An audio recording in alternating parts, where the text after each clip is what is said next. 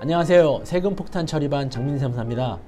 매년 5월 달에는 종합소득세 신고 기간인데 올해 소득세 신고 시에 예년과 다르게 변동된 내용들이 여러 가지가 있는데 그 중에 대표적인 게 주택 임대소득에 관련된 내용인데 작년에 신고한 2018년 귀속분 종합소득세 신고 시에는 주택 임대소득 관련해서 수익금액 2천만 원 이하인 경우에는 비과세를 해줬는데 2020년 5월달에 신고하는 2019년 귀속분 주택 임대소득은 연 수익금액 2천만 원 이하인 경우에도 전면 과세로 전환이 됐습니다.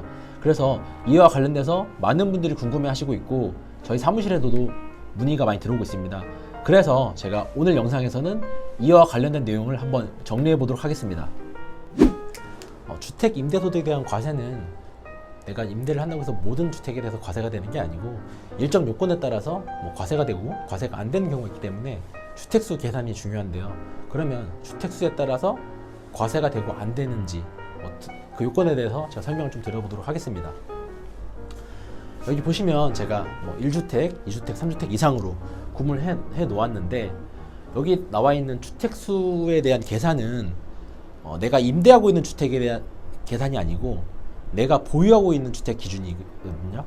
그래서 여기 1주택인 경우에 예를 들어 이런 경우가 있겠죠. 내가 내 명의의 집은 다른 사람한테 임대를 해주고 나는 다른 사람 소유의 집에 전세나 월세로 들어가 있는 경우, 그러한 경우가 해당이 되겠죠. 월세를 보면 기본적으로 1주택인 경우에는 과세를 안 해요. 그리고 2주택 이상인 경우부터 과세가 되는데요. 다만 여기 1주택인 경우에도 어떠한 요건, 그 요건이 뭐냐면 공시가격, 공시가액 9억 초과, 공시가격 9억 초과 고가주택이죠. 고가주택인 경우에는 1주택인 경우에도 월세에 대해서 과세를 한다. 참고로 좀 말씀드리면 우리 양도세 계산할 때도 1세대 1주택 비과세이긴 하지만 9억 원 초과, 그때는 공시가격 기준이 아니고 양도가액 기준으로 9억 원이 초과되는 경우에는 과세가 되죠. 참고로 말씀드렸던 거고, 그리고 보증금 같은 경우에는 1주택, 2주택까지는 과세가 안 돼요. 3주택 이상부터 과세가 되는데 보증금은 어떻게 과세를 할 거냐. 그러니까 보증금은 예를 들어서 제가 임대 보증금으로 1억을 받았어요. 그러면 그 1억을 예금을 했다 그러면 그 예금 이자할 만큼 이자가 발생을 하고 세법에서는 그 이자를 이 월세로 간주를 하거든요. 그래서 간주 임대료 라는 표현을 쓰죠. 근데 이 간주 임대료는 2주택까지는 과세를 안 하고 3주택 이상부터 과세를 하는데 이 3주택 이상도 모든 3주택 이상을 과세하는 게 아니고 면적 기준 40제곱미터 이하 앤드 가액 기준으로 기준시가 공시가격이에요. 2억 이하인 주택은 이 보증금을 간주임대료를 계산하기 위한 주택수에서 제외를 해주게 됩니다. 여기까지 이해가 되시나요? 주택수 계산하는 것에 따라서 월세가 과세되고 보증금이 과세되는 차이가 발생을 하는데 주택수 계산 관련해서 제가 추가적으로 더 드릴 말씀이 있는데 부부의 경우에는 주택수를 합산하게끔 돼 있어요. 배우자가 한 채 가지고 있고 제가 한 채 가지고 있다 그러면 각각 한 채가 아니고 두 채로 계산이 되고, 다가구 주택, 다세대와 다른 점은 다세대는 호실별로 구분해서 등기가 돼 있죠. 다가구 주택 같은 경우는 하나를 한 개의 주택으로, 건물 하나를 한 개의 주택으로 판단을 하고, 그리고 공동소유인 경우, 예를 들어서 제가 60% 가지고 있고 타인이 40%를 가지고 있다. 이러한 경우에는 지분율이 큰 저의 주택으로 판단을 하고, 예를 들어 50대 50으로 가지고 있다. 이러한 경우에는 두 사람이 합의를 해서 한 사람한테 이런 주택 임대 수입에 관한 수입을 귀속을 시킨다고 약정을 하면 그 사람의 주택으로 보입금 되어 있습니다. 그리고 제가 임대받은 주택을 제가 또 타인한테 빌려줬어요. 예를 들어서 A가 B한테 임대를 해주고 B가 다시 C한테 재임대를 해준 거예요. 이러한 경우에는 A의 주택으로 보는 게 아니고 다시 재임대를 해준 B의 주택으로 보입금 되어 있습니다. 주택 임대소득 과세와 관련해서 과세책에 대해서 먼저 설명을 해보면 주택 임대소득은 수익금액에 따라서 분류과세인지 종합과세인지 구분을 하는데 주택 임대 수입금액을 기준으로 이 기준 금액은 2천만 원 기준으로 2천만 원 이하 그리고 2천만 원 초과. 그래서 2천만 원을 기준으로 2천만 원 이하인 경우에는 분리과세. 이 분리과세는 예를 들어서 내가 직장인이에요. 주택 임대도 하고 있고 직장에서 근로소득도 발생을 하고 이러한 경우는 소득이 두 가지죠. 근로소득하고 주택 임대소득하고 우리가 5월달에 종합소득세 신고를 한다고 하잖아요. 종합소득이라는 거는 여러 가지 소득이 있다고 그러면 예를 들어서 뭐 이자, 배당, 뭐 사업, 기타, 근로 이런 소득이 여러 가지 소득이 발생을 하고 있다고 그러면 그러한 소득들을 다 합산을 해서 세금을 계산하고 납부하는 게 종합소득이거든요. 근데 이 분리과세는 내가 다른 소득이 있다고 하더라도 그 소득하고 합산하지 않고 해당되는 주택 임대소득만 가지고 세금을 계산하겠다는 거예요. 이러한 경우에는 세율도 일반적인 세율이 아닌 14%의 단일 세율로 과세를 하고 근데 분리과세를 하는 주택 임대사업자 경우에도 두 가지 케이스가 있어요.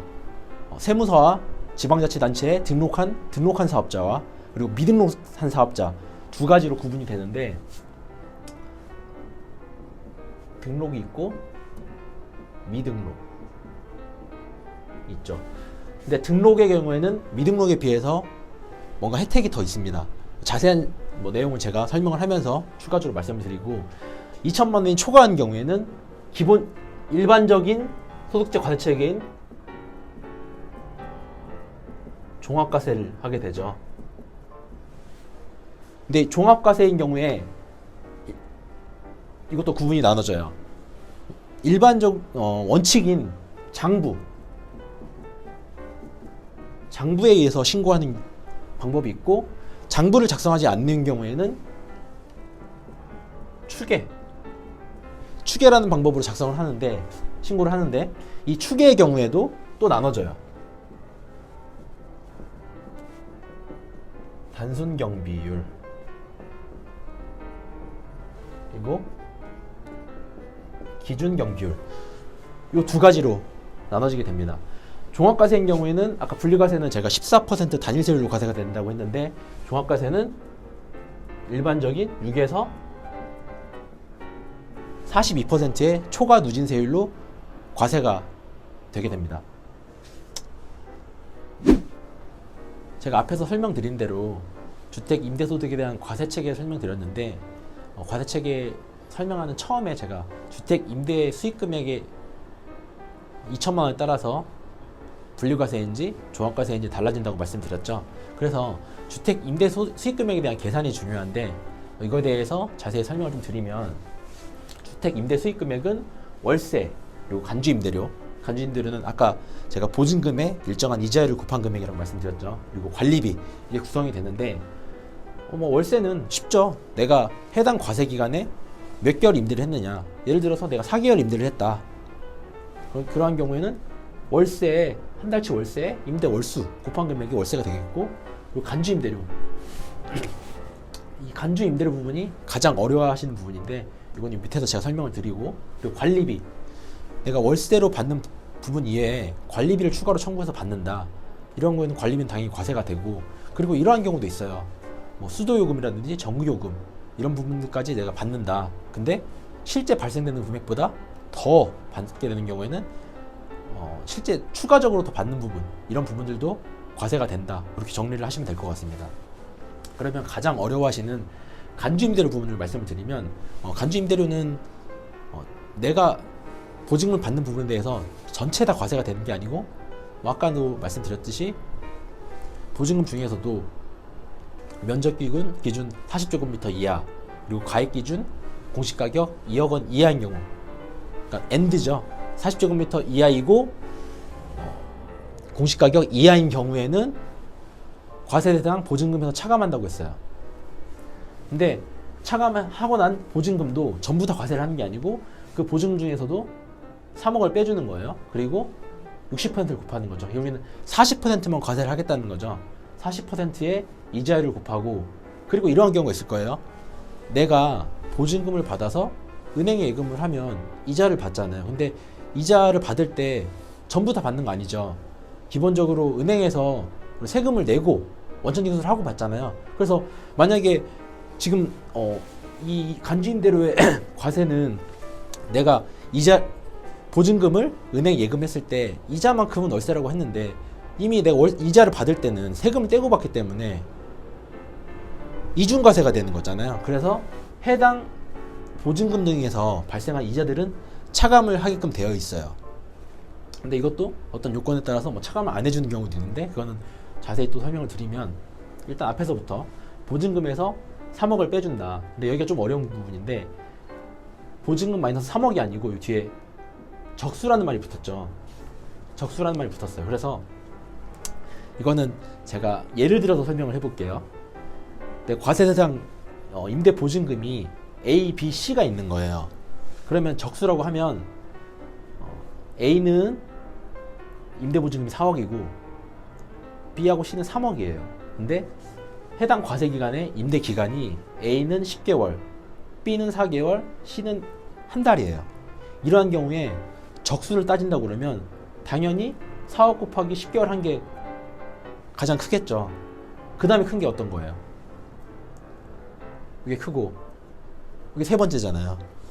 그래서 적수가 가장 큰 부분부터 이 3억을 공제하게끔 되어 있어요. 그래서 1, 2, 3 여기서 첫 번째 거 여기서 3억을 차감을 해주면 결국에는 1억 곱하기 10개월 이렇게 되겠죠. 뭐 나머지 B씨는 3억, 앞에서 3억을 이미 차감했기 때문에 이 동일한 금액이 과세가 되고 결국에는 3억을 뺀 1억에 10개월, 3억에 4개월, 3억에 1개월 한 금액이 간주임대료 대상 금액으로 여기에 들어가겠죠. 그리고 60% 전체 다 과세를 하는 게 아니고 60%만 과세를 하고 여기 보면 이 이자율을 2.1%는 2019년 귀속분은 2.1%고 참고로 2020년 귀속분은 1.8%예요. 그리고 앞에서 설명드린 대로 해당 임대 보증금에서 발생한 이자들이 있는 경우에는 차감을 해주는데 내가 차감할 이자를 알려고 그러면 세무서 입장에서는 그걸 장부에 내가 기록을 해야지만 이거를 알 수 있거든요. 그래서 뒤에서 설명드리겠지만 뭐 내가 장부를 작성 안 하고 추계라는 방법으로 신고를 할 수 있는데 추계 방법으로 신고를 하는 경우에는 이 이자 등은 차감을 안 해줘요. 뭐 좀 어려운 부분인데 이 부분 참고로 아시면 좋을 것 같습니다. 주택 임대의 수익금액 2천만 원 이하인 경우에는 분리과세를 한다고 말씀드렸는데 그러면 분리과세인 경우에 세금 계산을 어떻게 하는지 제가 계산을 하면서 보여드리도록 하겠습니다. 분리과세인 경우에 세금 계산은 임대 수익 금액에서 임대 수익 금액의 일정률로 해서 필요 경비로 공제를 해주고 그리고 추가적으로 또 공제를 해주게 되어 있습니다. 그리고 아까 설명드린 대로 14%의 단일세율로 과세가 되고 또 일정 요건을 갖춘 경우에는 또 세액 감면이라는 걸 해주게 되어 있습니다. 수익금액, 임대 수익금액 2천만 원 기준으로 등록시와 미등록시가 등록을 했다는 것은 지방자치단체에 임대주택으로 등록을 하고 세무서에 또 사업자 등록을 한 경우죠. 이러한 경우에는 필요 경비를 60%까지 공제를 해주고 이 공제 금액은 400만 원까지 공제를 해주게 됩니다. 반면에 미등록인 경우에는 이 필요 경비율이 60%가 아니고 50%를 공제를 해주고, 위에 뒤에 나오는 공제 금액도 400만 원이 아니고 200만 원까지만 공제를 해주게끔 되어 있습니다. 그래서 계산을 해보면 필요 경비가 60%니까 1200만 원이 되겠고, 1200만 원, 400만 원을 차감을 하면 1600이니까 400이 남겠죠. 그리고 미등록인 경우에는 필요 경비율 50%니까 1000만 원, 1000만 원과 200만 원 합한 금액 1200,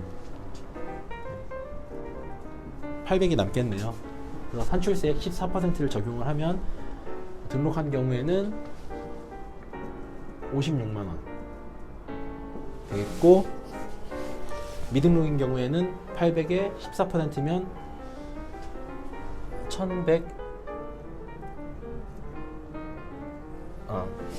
1100이 아니고 112만 원이죠. 네, 이렇게 나오게 됩니다. 보시면 이제 또 세액 감면이라는 부분이 있잖아요. 세액 감면의 요건은 일단 등록이기 때문에 세무서 앤드 지방자치단체에 등록이 돼 있어야 되고, 임대 개시 당시에 또 요건이 있어요. 기준시가 6억, 그리고 면적 기준으로 국민 주택 규모, 일반적으로 85제곱미터 이하인 경우에 국민주택 규모라고 하는데, 이런 요건을 갖추게 된 경우에는 하나 더 있네요. 임대료 상승 제한 중수. 임대료 상승 제한은 세법에 많이 나오죠. 연 5%를 초과해서 임대료를 상승하면 안 되죠. 이러한 요건, 4가지 요건을 갖추게 된 경우에는 세액 감면을 해주게 되는데, 이 세액 감면도 이 주택 임대를 단기로 하느냐 장기로 등록했느냐에 따라서 이 감면율이 다르게 돼요. 단기라고 하면 4년, 의무 임대 기간이 4년이 되고, 장기는 8년이거든요. 4년, 8년. 이러한 경우에 3년인 경우에는 30%를 공제를 해주고, 산출세액에서, 장기인 경우에는 75%를 공제를 해주게 됩니다. 그리고 추가적으로 감면을 해주면 이 감면받은 세액, 그러니까 단기 같은 경우는 여기서는 56만 원에 30%죠. 계산을 해보시면 아시겠지만, 또 그 금액에 감면되는 금액의 20%를 농수세로 납부를 하게끔 되어 있습니다. 앞에서 임대 수익금액 기준으로 2천만 원 이하인 경우에 분류과세에 대해서 설명을 드렸고, 2천만 원 초과인 경우에는 제가 종합과세라고 설명을 드렸죠. 그럼 종합과세는 어떻게 과세가 되는 건지, 그에 대해서 제가 설명을 좀 드려보도록 하겠습니다. 종합과세는 수익금액 기준으로 2천만 원 초과인 경우에 종합과세는 다른 소득이 있는 경우에 다른 소득하고 합산을 해서 과세를 한다고 설명드렸죠. 원칙으로 기장이란 얘기는 장부에 의해서 내가 수익금액과 관련된 비용을 장부를 만들어 가지고 신고하는 게 기장 신고인데, 소득은 수익금액에서 이 수익 금액을 올리기 위한, 그러니까 주택 임대 수익 금액을 올리기 위한 필요 경비. 예를 들어서 이 필요 경비에는 우리가 주택 임대를 하다 보면 세입자를 구할 때 부동산 중개업자를 통해서 세입자를 받잖아요. 그래서 부동산 수수료, 그리고 재산세도 내겠죠. 그리고 어떤 분들은 종부세도 내실 거고, 그리고 주택을 임대를 하다 보면 수리도 때에 따라 할 수가 있는 거죠. 그래서 수리비, 그리고 내가 이 주택을 살 때 대출을 받아서 이자 비용이 나간다 그러면 이런 이자 비용도 이러한 경비에, 필요 경비에 집어넣을 수 있는 거죠. 그리고 참고적으로 건물을 보유하고 있으면 시간의 지남에 따라서 건물이 낡잖아요. 그래서 세법에서는 뭐 이러한 장기간 사용한 자산에 대해서는 감가상각이라는 걸 해주게 되는데, 감가상각도 여기에 필요 경비로 집어넣을 수가 있는데, 우리가 기장을 하는 경우에는. 근데 이러한 소득 금액을 계산을 할 때 필요 경비로 감가상각비를 계상을 하게 되면 추후에 내가 이 주택을 임대한다고 했을 때, 임대가 아니고 양도를 한다고 했을 때 내가 다른 사람한테 파는 거죠. 이런 경우는 소득세, 양도소득세 과세가 되는데, 양도소득세를 낼 때 내가 취득가액에서 감가상각을 받은 부분만큼은 또 차감을 하게끔 되어 있어서, 이 주택 임대 소득 계산을 할 때 필요 경비로 감가상각을 넣는 부분에 있어서는 추후에 양도소득세와 유불리를 따져가지고 넣으시는 게 좋고, 복잡하니까 웬만하면 이 필요 경비로는 감가상각비는 안 넣으시는 게 좋을 것 같다는 제 개인적인 생각입니다. 물론 유불리를 따져서 하실 수는 있는 거죠. 근데 보통의 이제 주택 임대를 하시는 분들께서 내가 이거 주택 임대를 주업으로 하시지 않는다고 그러면 일반적으로는 이 기장을 안 하실 거예요. 이러한 경우에는 내가 장부에 의해서 세금 신고를 하는 게 아니고 추계라는 방법으로 신고를 하실 수가 있어요.